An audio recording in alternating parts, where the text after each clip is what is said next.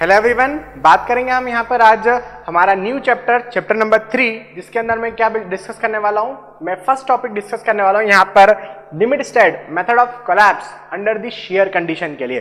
ठीक है, तो चलिए बात करते हैं। हमारा न्यू चैप्टर ले रहे हैं, that is your chapter number 3।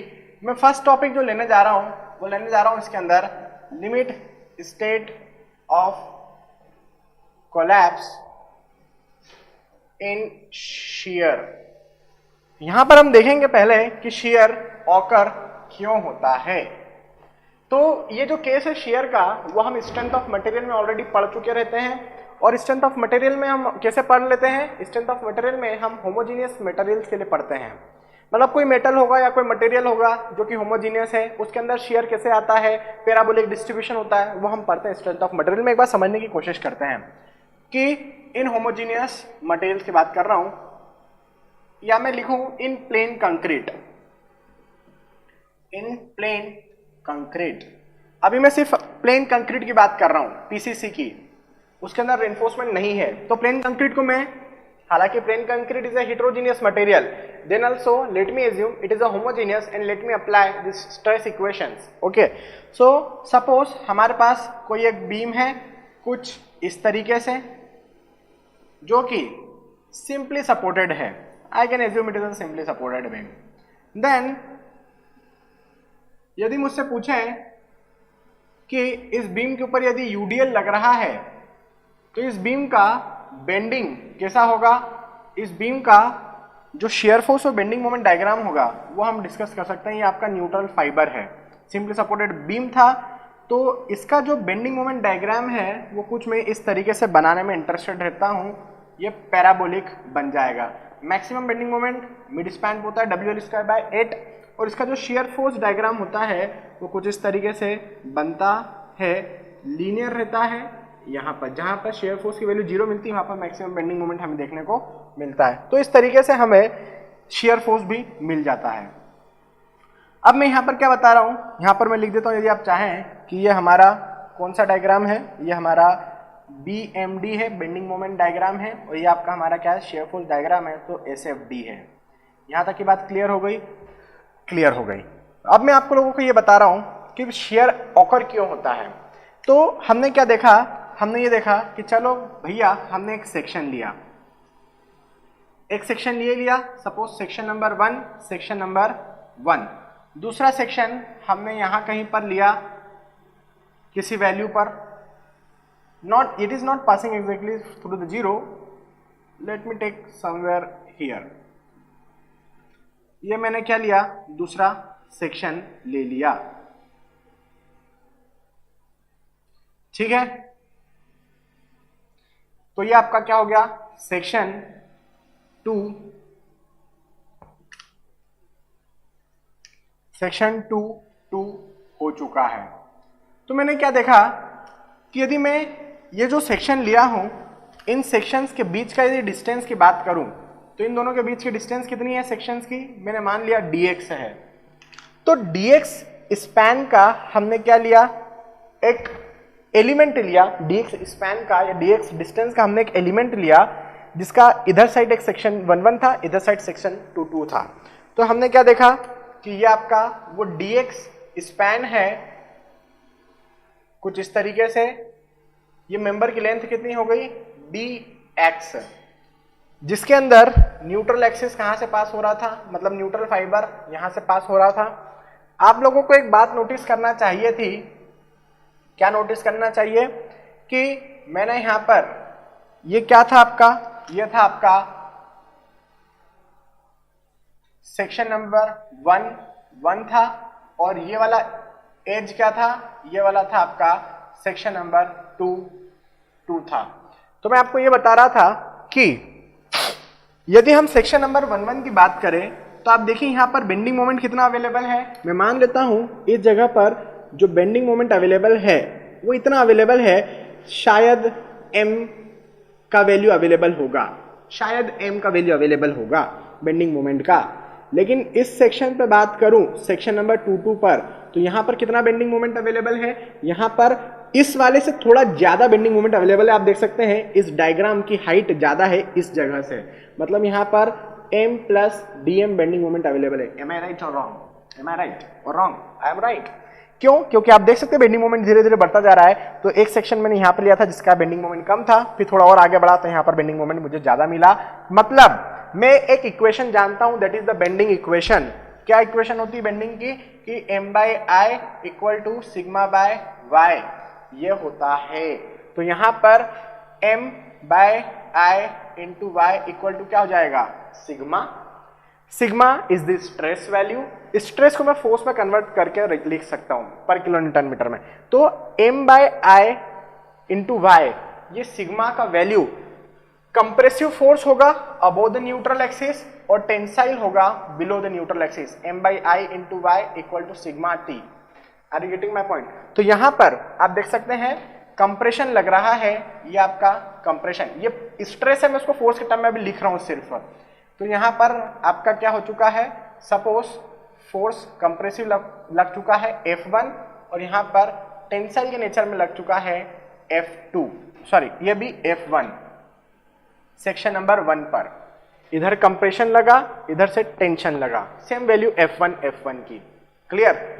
अब मैं यदि बात करूं सेक्शन 2 पर, सेक्शन 2 पर बेंडिंग मोमेंट कितना अवेलेबल है? सेक्शन 2 पर बेंडिंग मोमेंट जो अवेलेबल है वो है m प्लस dm, मतलब एडिशनल बेंडिंग मोमेंट है। उसके लिए स्ट्रेस क्या आ जाएगा? यहां पर इस वाले को देखो कंप्रेशन में, तो यहां m की जगह क्या लिख दूंगा? m प्लस dm लिख दूंगा divide by i into y equal to sigma c। तो अब थोड़ा सा सिग्मा c प्लस dc ऐसा वैल्यू मिलेगा आप लोगों को। यहां पर देखूं टेंशन में तो m plus dm divide by i into y equal to tensile stress भी थोड़ा सा बढ़ के मिलेगा, सिग्मा t प्लस dt ऐसा मिलेगा।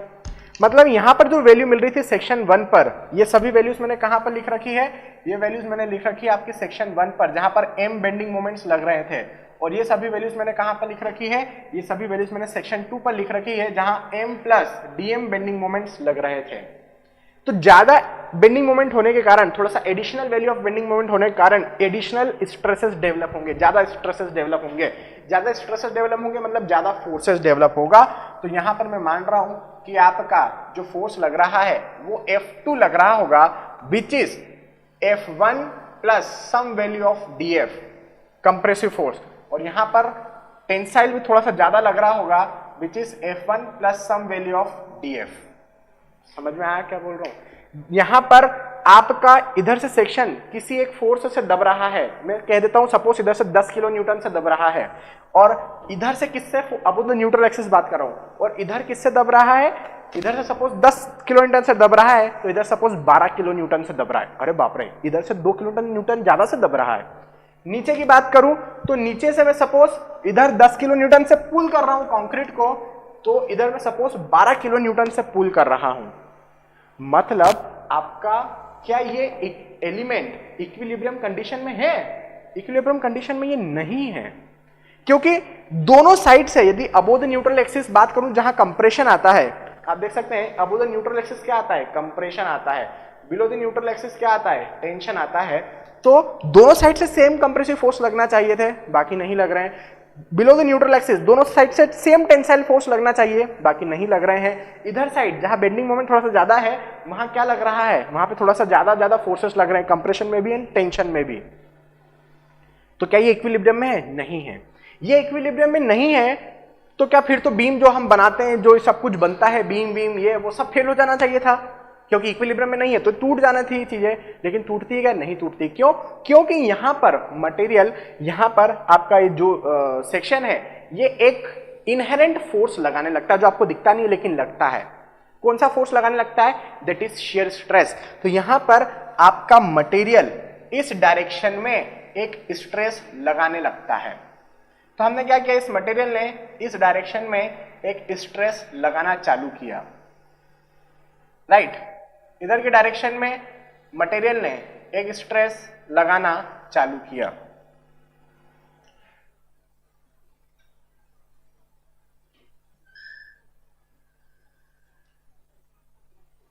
ये स्ट्रेस जो लग रहा है, ये ऊपर कंप्रेशन है, नीचे टेंशन है। तो मैं आपको यही बता रहा हूं कि आपका जो वैल्यू है वो कैसे लगना चालू हुआ है, वो इस तरीके से लगना चालू हुआ है। टॉप फाइबर पे तो नहीं लग रहा है, लेकिन बॉटम फाइबर पे लग रहा है। इम्बैलेंसिंग कंडीशन किधर है? इम्बैलेंसिंग कंडीशन यदि अबो द न्यूट्रल एक्सिस बात करूं तो इम्बैलेंसिंग कंडीशन इधर से कमी है फोर्स की, तो अबो द न्यूट्रल एक्सिस इधर की डायरेक्शन में हमें वैल्यूज मिलती है फोर्सेस की।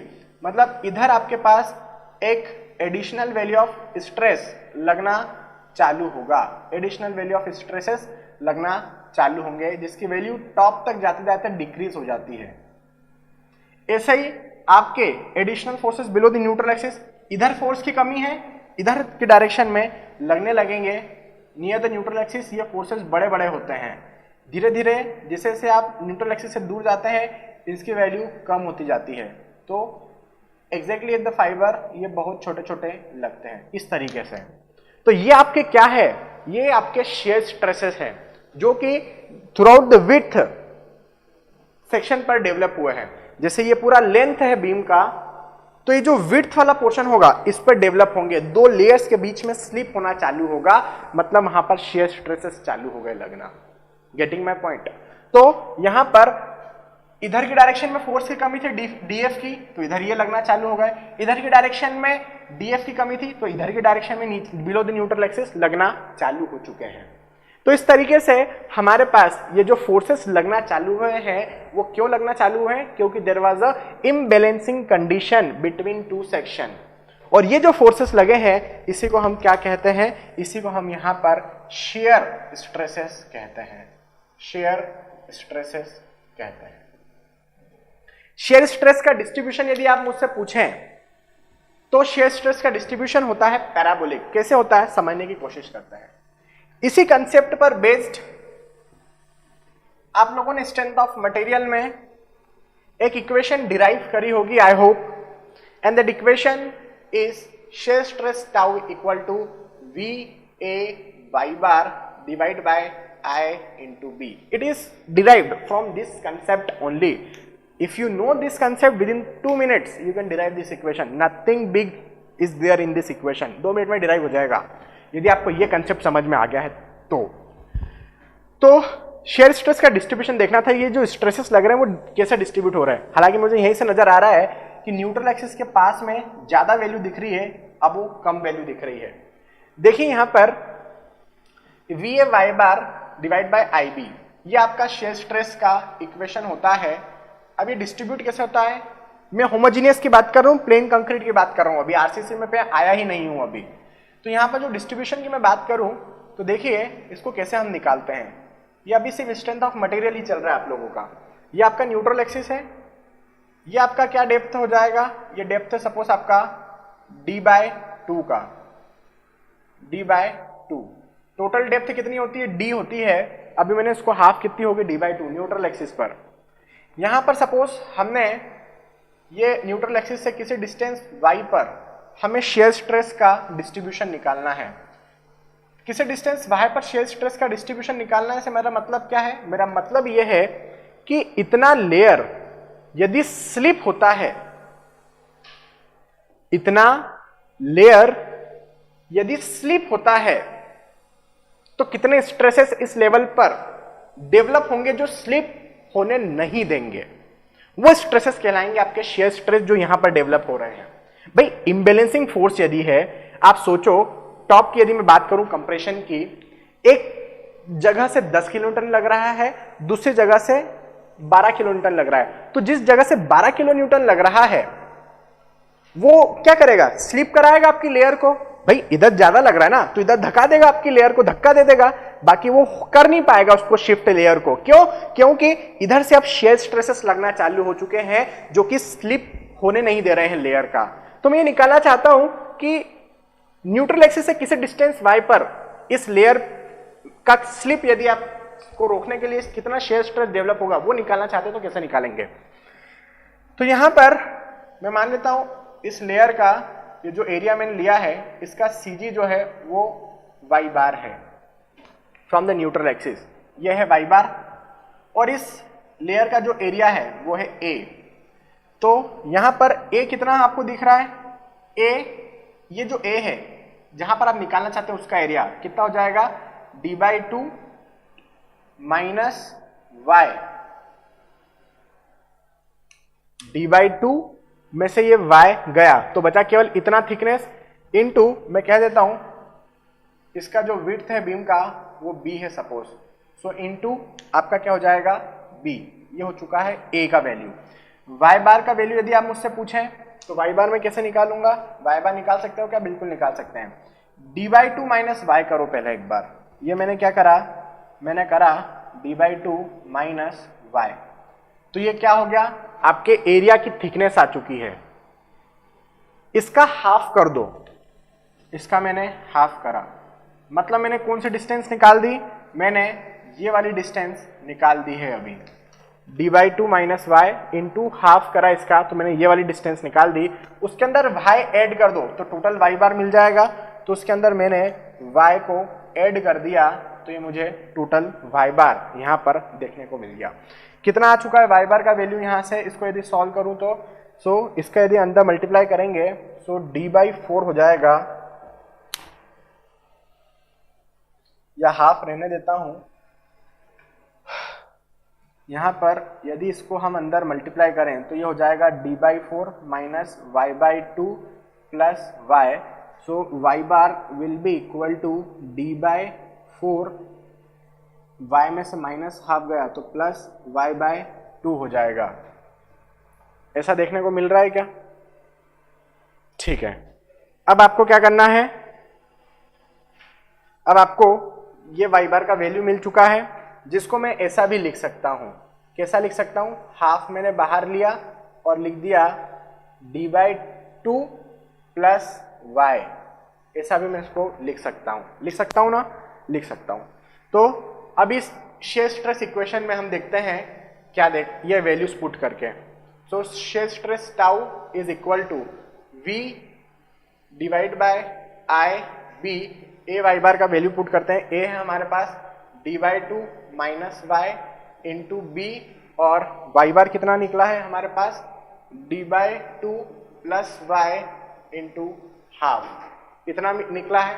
तो आप देखेंगे a minus b, a plus b, तो ये आपका क्या हो जाएगा a square minus B square, ये 2 और b बाहर आ जाएगा, so v divide by 2 I B, और ऊपर भी b, और अंदर क्या हो गया d square by 4 minus y square, a square minus B square हो गया।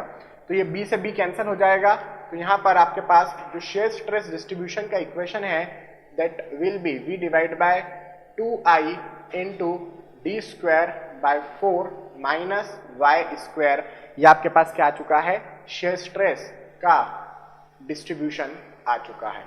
अब इस एक्सप्रेशन से मुझे देख के क्या समझ में आ रहा है, आपका एक्सप्रेशन का स्क्वायर है, मतलब डिस्ट्रीब्यूशन कैसा है, पैराबोलिक है। पैराबोला का इक्वेशन यही होता है, so this is the parabolic distribution. y का वैल्यू यदि हम रखें 0 at y equal to 0, y equal to 0 का मीनिंग क्या होता है, y इक्वल टू 0 मतलब मैं बात कर रहा हूं न्यूट्रल एक्सिस की, सो एट y इक्वल टू 0 मतलब एट न्यूट्रल एक्सिस आपके पास कितना वैल्यू आ जाएगा शेयर स्ट्रेस टाउ का, आपके पास maximum value of shear stress आ जाएगा, क्योंकि न्यूट्रल एक्सिस पे मैक्सिमम शेयर स्ट्रेस ऑकर होगा, and that will be equal to v divide by y, तो वैल्यू 0 हो गया, बचा क्या v d square divide by, ये 4 इधर आ जाएगा, सो 8i ये बन जाएगा। यदि मैं पूछूं आपको at y equal to full depth पर y इक्वल टू d/2 हो जाए, टॉप फाइबर पर यदि मैं आपको निकालने का कहूं d/2 हो जाए, सो y इक्वल टू d/2 पर क्या हो जाएगा, मतलब एट टॉप या फिर बॉटम, टॉप फाइबर कहूं या बॉटम फाइबर कहूं, तो उस पर यदि मैं आपको निकालने का कहूं तो टाउ मिनिमम आ जाएगा, कितना आ जाएगा, यहां पर रखो y का वैल्यू d/2, सो d/2 का स्क्वायर मतलब d स्क्वायर बाय 4, तो ये पूरा वैल्यू 0 हो जाएगा, तो टाउ मिनिमम 0 आ चुका है। तो आप इसका डिस्ट्रीब्यूशन यदि बनाना चाहें यहां पर, तो मैं बना के बता सकता हूं कि यदि आपके पास एक रेक्टेंगुलर बीम है जो कि होमोजीनियस है, प्लेन कंक्रीट का बना हुआ है, स्टील रेनफोर्समेंट नहीं है, अभी मैंने आरसीसी का कोई बात नहीं किया है, मैं सिर्फ पीसीसी की बात कर रहा हूं, तो ऐसी कंडीशन में यदि आप मुझे इसका क्या बनाने का कहे, यदि आप मुझे इसका पहली बात बेंडिंग स्ट्रेस डायग्राम बनाने का कहे, तो बेंडिंग स्ट्रेस डायग्राम कैसा बनता है? टॉप पे कंप्रेशन लगता है, बॉटम में टेंशन लगता है। ये होता है आपका bending stress diagram. Sigma c sigma t, M by I equal to sigma by y से हम जो निकालते हैं सिग्मा, ये वो है कंप्रेशन एंड टेंशन। लेकिन यदि आप मुझे यहाँ पर इसका शेयर स्ट्रेस डिस्ट्रीब्यूशन बनाने को कहे, तो इस एक्सप्रेशन से मुझे टाउ का वैल्यू बनाने का मौका मिलता है। और वो टाउ क्या है यहाँ पर? वो टाउ है हमारा यहाँ पर कुछ इस तरीके से पैराबोलिक। सो न्यूट्रल एक्सिस पर आपके पास मैक्सिमम वैल्यू मिलेगी टाउ मैक्स की, और यहाँ पर टाउ मिनिमम की 0 वैल्यू मिलेगी। क्यों भाई ऐसा क्यों होता है? हमें टॉप फाइबर्स पे या बॉटम फाइबर्स पे 0 वैल्यू क्यों मिलता है? तो सोचिए, ये आपका क्या है? न्यूट्रल एक्सिस है। मैं आपको पहले भी बता चुका हूं कि आपका ये आपका ये क्या है? कंप्रेशन है अबव द न्यूट्रल एक्सिस, और ये क्या है? आपका टेंशन है बिलो द न्यूट्रल एक्सिस। और शेयर क्या होता है? शेयर स्ट्रेस वो स्ट्रेस है जो 2 लेयर्स में स्लिप होने को रोकता है। मैं आपको बता चुका हूं, 2 सेक्शन यदि आप लेते हैं तो 2 सेक्शंस के बीच में आपका जो एलिमेंट होता है dx लेंथ का, वो इम्बैलेंसिंग कंडीशन में होता है। इम्बैलेंसिंग कंडीशन में क्यों होता है? क्योंकि उसके अंदर अनइक्वल फोर्सेस लगते हैं दोनों डायरेक्शन से। एक तरह से सपोज टेंशन की बात करूं बिलो द न्यूट्रल एक्सिस, एक तरह से आप सपोज 10 किलो न्यूटन से खींच रहे हो, दूसरी तरह से आप सपोज 12 किलो न्यूटन से खींच रहे हो, तो जिधर 12 किलो न्यूटन से खींच रहे हो ना, वहां पर उधर की डायरेक्शन में स्लिप ओकर हो जाएगा आपके मेंबर का, मतलब ऐसा स्लिप ओकर हो जाएगा। तो शेयर स्ट्रेस वो ताकत है जो स्लिप को रोकता है। मतलब ये शेयर स्ट्रेस की भी वैल्यू वो 2 किलो न्यूटन के बराबर है, क्योंकि ये वही 2 किलो न्यूटन है जिसके कारण स्लिप ओकर हो रहा था। और ये स्लिप जो शेयर स्ट्रेस नहीं होने देता है, उसकी भी वैल्यू यदि 2 किलो न्यूटन के बराबर होगी तभी वो स्लिप नहीं होने देगा। तो ये जो इम्बैलेंसिंग फोर्स डेवलप होता है, that is equal to shear stress only, या force due to shear stress only. तो यहां पर अब मैं ये बात करने वाला था कि टॉप फाइबर पे ये 0 क्यों होता है? क्योंकि टॉप फाइबर के ऊपर कोई और दूसरी लेयर है ही नहीं जो स्लिप हो। भाई टॉप लेयर क्या है? It is the top most layer of concrete. क्या इसके ऊपर और कोई लेयर है जो स्लिप होगी? नहीं होगी। तो शेयर स्ट्रेस का वैल्यू हमें क्या मिला? 0। बॉटम लेयर पर शेयर स्ट्रेस क्यों 0? क्या बॉटम के नीचे कोई और लेयर है क्या मटेरियल की जो स्लिप होगा? नहीं, तो इट इज 0। बीच में मैक्सिमम क्यों होती है? क्योंकि बीच में इस न्यूट्रल एक्सिस के ऊपर बहुत हेवी मटेरियल, बहुत हेवी, इतना एरिया ऑफ कंक्रीट अवेलेबल है। न्यूट्रल एक्सिस के नीचे इतना एरिया ऑफ कंक्रीट अवेलेबल है। तो यदि ये दोनों स्लिप होते हैं, पूरा ऊपर का पोर्शन d/2 का और पूरा नीचे का पोर्शन d/2 का, यदि ये दोनों स्लिप होते हैं तो बहुत ज्यादा ताकत लगेगी स्लिप को ऑकर कराने में। Getting my point? भाई यदि मैं आपको कहूं कि केवल इतनी सी लेयर को स्लिप कर दो, तो मैं क्या करूंगा? ये पूरे पोर्शन को होल्ड करूंगा और सिर्फ इतनी सी लेयर को खींचूंगा। इजीली खींचा जा सकता है, मतलब कम शेयर स्ट्रेस ही आपको देना पड़ेंगे। लेकिन मैं आपको पूछूं कि इस जगह पर इस वाली लेयर को खींचो, तो मैं क्या करूंगा? इस पूरी लेयर को, इस नीचे के पूरे पोर्शन को होल्ड करूंगा और उस वाली लेयर को खींचूंगा, तो थोड़ा सा ज्यादा ताकत लगेगा। लेकिन वहीं पर यदि मैं आपको न्यूट्रल एक्सिस पर पूछूं, तो न्यूट्रल एक्सिस में इतना पूरा पोर्शन मेरे को खींचना पड़ेगा, तो उतना पूरा ही रेजिस्टेंस ये इधर से भी देगा, मतलब बहुत ज्यादा ताकत से खींचना पड़ेगा, क्योंकि अब ये पोर्शन का वेट, स्ट्रेसेस, प्रेशर क्या हो चुका है? बहुत ज्यादा, जिसके कारण न्यूट्रल एक्सिस पर ये भी कितना हो चुका है? ज्यादा हो चुका है। तो यही चीज होती है, इस तरीके से शेयर स्ट्रेस लगता है और इस तरीके से ही आपका क्या होता है? शेयर स्ट्रेस डिस्ट्रीब्यूशन होता है। तो अभी तक मैंने सिर्फ इस लेक्चर में आप लोगों के साथ स्ट्रेंथ ऑफ मटेरियल की बात करी है, क्योंकि मुझे यदि आप लोगों को एकदम मास्टर बनाना है आरसीसी के अंदर, क्यों शेयर स्ट्रेस लगता है, कैसे लगता है, क्यों उसमें हमें स्टील डालना है, नहीं डालना है, सब कुछ यदि बताना है, तो मुझे हर एक लेवल पर स्ट्रेंथ ऑफ मटेरियल को कनेक्ट करना पड़ेगा आरसीसी से। सो आई होप आप लोगों को ये चीजें स्ट्रेंथ ऑफ मटेरियल में पहले से क्लियर होगी, और यदि नहीं होगी तो इस लेक्चर में क्लियर हो गई होगी। ठीक है, चलिए अब मैं नेक्स्ट लेक्चर में, अच्छा देखो यहां पर अभी मैंने क्या बताया कि यदि आपके पास होमोजेनियस बीम सेक्शन है जो स्ट्रेंथ ऑफ मटेरियल में हुआ करते थे, प्लेन सीमेंट कंक्रीट का सेक्शन है, तो उसका जो स्ट्रेस डिस्ट्रीब्यूशन होता है, शेयर स्ट्रेस डिस्ट्रीब्यूशन होता है, वो पैराबोलिक होता है। तो यहां पर मैं लिखूंगा पैराबोलिक डिस्ट्रीब्यूशन, पैराबोलिक डिस्ट्रीब्यूशन। लेकिन अब मैं जो आपको नेक्स्ट वीडियो में पढ़ाऊंगा वो मैं बताऊंगा कि यदि अब आपके पास आरसीसी सेक्शन है तो उसमें कैसा डिस्ट्रीब्यूशन होगा शेयर स्ट्रेस का, उसकी हम बात करेंगे। तो मेरे पास दो चीजें होने वाली है। एक तो जब मेरे पास होमोजीनियस सेक्शन रहे, मतलब प्लेन सीमेंट कंक्रीट का सेक्शन रहे, तो उसमें जो शेयर स्ट्रेस डिस्ट्रीब्यूशन होता है वो पैराबोलिक होता है। अब मैं नेक्स्ट देखूंगा कि यदि अब मेरे पास आरसीसी आ गया, मतलब कंक्रीट में मैंने अब स्टील रेनफोर्समेंट डाल दिया, तो उसमें शेयर स्ट्रेस डिस्ट्रीब्यूशन क्या पैराबोलिक रहेगा या कोई अलग शेप का रहेगा, उसको अब हम डिराइव करके सीखेंगे नेक्स्ट लेक्चर में।